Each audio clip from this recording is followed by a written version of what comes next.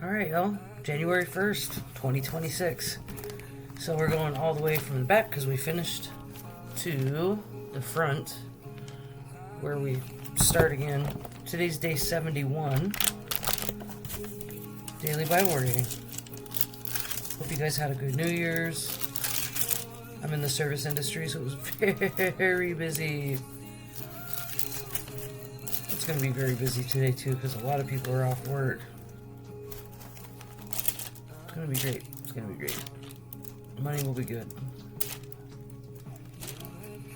Okay, January 1st. The Bible begins in Genesis 1:11, or 1 through 11, with the dawn of creation and the early history of the world. The account of creation. Genesis 1:1, 2, 4a. In the beginning, God created the heavens and the earth. The earth was formless and empty, and darkness covered the deep waters, and the Spirit of God was hovering over the surface of the waters. Then God said, you know what, I just want to say, actually, I didn't plan to start the first reading of the year to be like the first, like, you just started this, because, like I said, I was 70 days in reading before, so, I don't know, it's kind of exciting. God's plan, right? Okay. Then God said, let there be light, and there was light. And God saw that the light was good. And then he separated the light from the darkness. God called the light day, and the darkness night.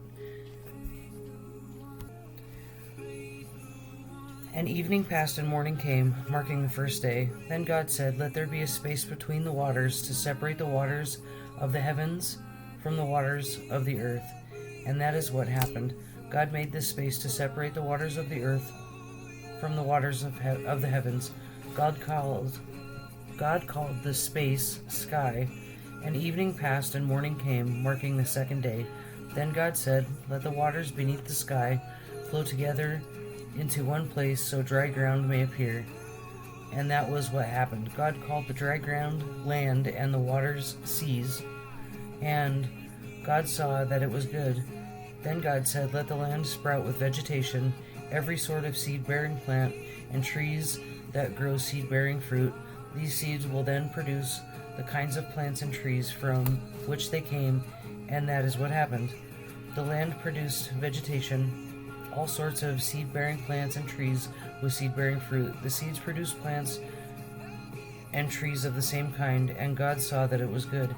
And evening passed and morning came, marking the third day. Then God said, let lights appear in the sky to separate the day from the night. Let them be signs to mark the seasons, days, and years. Let these lights in the sky shine down on the earth, and that is what happened.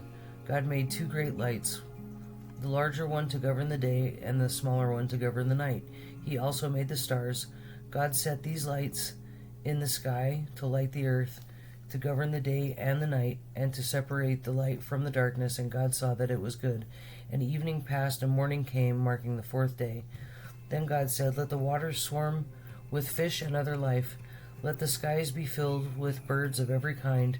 So God created the sea creatures and every living thing that scurries and swarms in the water, and every sort of bird, each producing offspring of the same kind. And God saw that it was good. Then God blessed them, saying, be fruitful and multiply. Let the fish fill the seas, and let the birds multiply on the earth. And evening passed and morning came, marking the fifth day.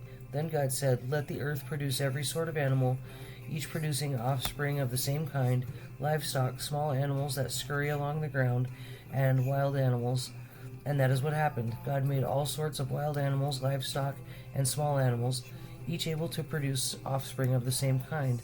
And God saw that it was good. Then God said, let us make human beings in our image to be like us. They will reign over the fish in the sea, the birds in the sky, the livestock, the wild animals on the earth, the small animals that scurry along the ground, and the small animals.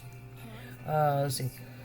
So God created human beings in his own image. In the image of God he created them. Male and female he created them. Then God blessed them and said, be fruitful and multiply. fill the earth and govern it, reign over the fish in the sea, the birds in the sky, and all the animals that scurry along the ground. Then God said, Look, I have given you every seed-bearing plant throughout the earth, and all the fruit trees for your food, and I have given every green plant as food for all the wild animals, the birds in the sky, and the small animals that scurry along the ground, everything that has life, and that is what happened. Then God looked over all he had made, and he saw that it was very good. And even evening passed, and morning came, marking the sixth day. So the creation of the heavens and earth, and everything in them was completed.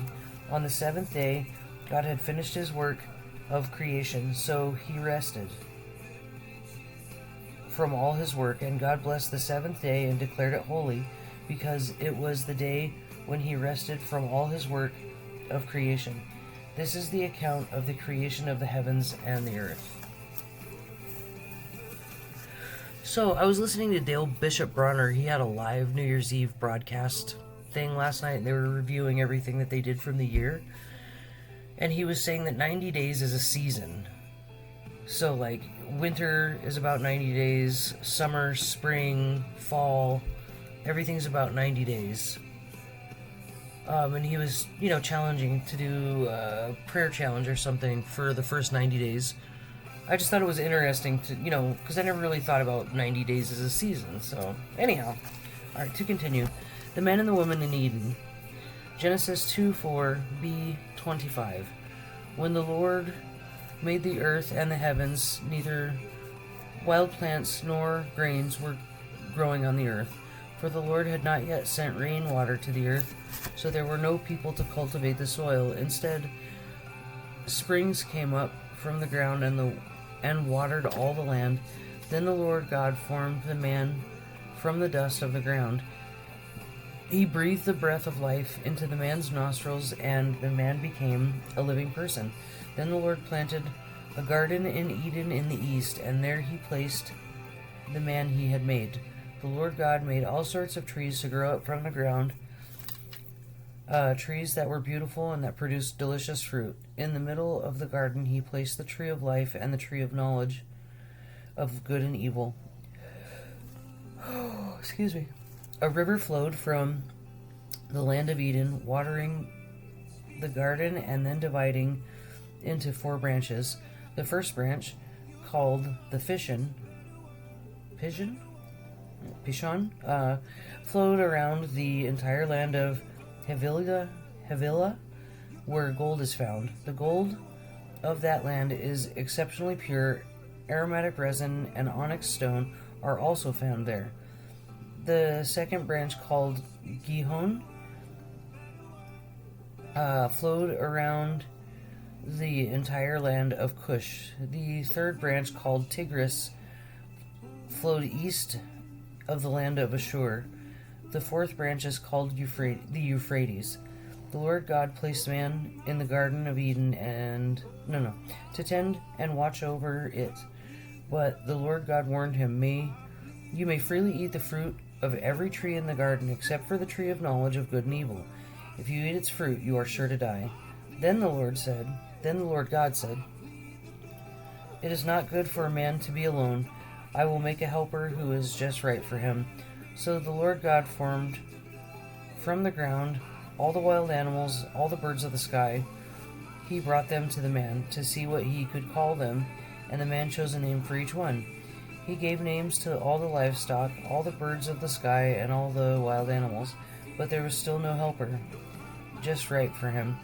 So the Lord caused the man to fall into a deep sleep. While the man slept, the Lord God took out one of the man's ribs and closed up the opening. Then the Lord God made a woman from the rib, and he brought her to the man. At last, the man exclaimed, This one is bone from my bone and flesh from my flesh. She will be called woman, because she was taken from man.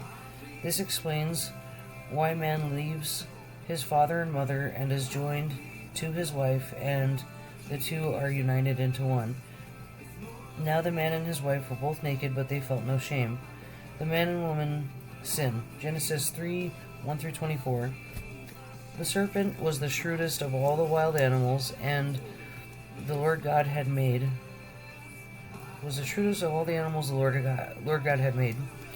One day he asked the woman, "Did God really say you must not eat the fruit from any of the trees in the garden?" "Of course we may eat the fruit from the trees in the garden," the woman replied.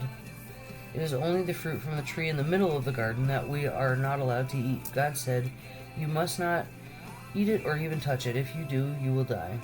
"You won't die," the serpent replied to the woman. "God knows that your eyes will be opened as soon as you eat it, and then you will be like God, knowing both good and evil." The woman was convinced.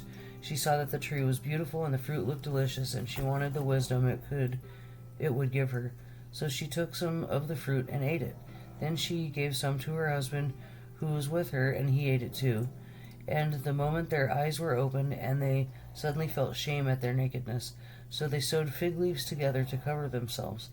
When the cool evening breezes were blowing, the man and his wife heard the Lord God walking about in the garden. So they hid from the Lord God among the trees. Then the Lord God called to the man, "Where are you?" He replied, "I heard you walking in the garden, so I hid. I was afraid because I was naked." "Who told you that you were naked?" the Lord God asked. "Have you eaten from the tree whose fruit I commanded you not to eat?" The man replied, "It was the woman you gave me, who gave me the fruit, and I ate it." Then the Lord God asked the woman, "What have you done?" "The serpent deceived me," she said. "That is why I ate it." Then the Lord said to the serpent, "Because you have done this, you are cursed more than all animals, domestic and wild. You will crawl on your belly, groveling in the dust, as long as you live.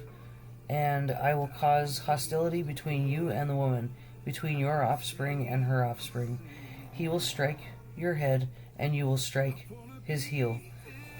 Then he said to the woman, "I will sharpen the pain of your pregnancy, and in pain you will give birth, and you will desire to control your husband, but he will rule over you." Man, Eve. Anyways, and to the man he said, "Since you listened to your wife and ate from the tree whose fruit I commanded you not to eat, the ground is cursed because of you. All your life you will struggle to scratch a living from it. It will grow thorns and thistles for you. Though you will eat of its grains, by the sweat of your brow you will have food to eat, until you return to the ground from which you were made. For you were made from dust, and to dust you will return." Then the man, Adam, named his wife Eve, because she would be the mother of all who live. And the Lord God made clothing from animal skins for Adam and his wife. Then the Lord God said, "Look, the human beings have become like us, knowing both good and evil. What if they reach out, take fruit from the tree of life and eat it? Then they will live forever." So the Lord God banished them from the Garden of Eden, and he sent Adam out to cultivate the ground from which he had been made. After sending them out, the Lord God stationed mighty cherubim to the east of the Garden of Eden, and he placed a flaming sword that flashed back and forth to guard the way to the tree of life.